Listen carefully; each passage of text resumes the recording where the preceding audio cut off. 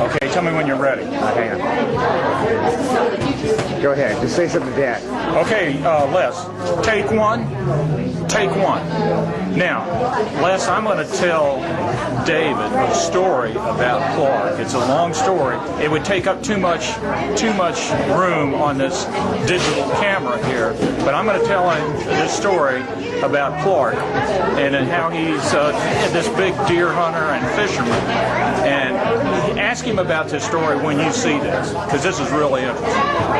It's nice seeing you, buddy. I wish you could jump out of the camera here and have a beer with me. I mean, that would be cool, wouldn't it? Okay.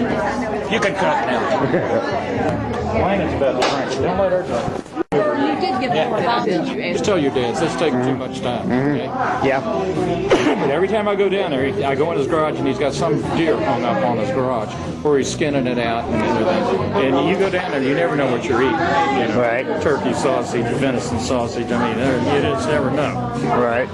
And I never go down there anymore and eat anything off his table without popping 3 or 4 Pinots before I, because I mean, I've had some terrible gas going on. But anyway, this last time, somebody had hit a deer out next to his house.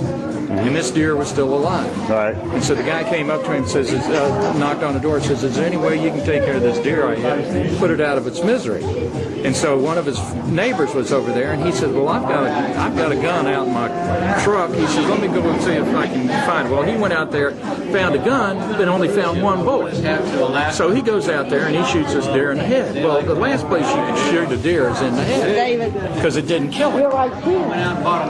And so by then, somebody had called the police and said someone's firing a gun off in his neighborhood. So here Clark goes out there, and he has a claw hammer in his hand, and police pull up and said, any of you guys been firing gunshots? You going? Well, everybody else is going. So anyway, the policeman comes out there and says, well, do you want me to put this deer out of your misery? Clark says no. He cracks the deer in the head 3 times, kills it, throws it over his back.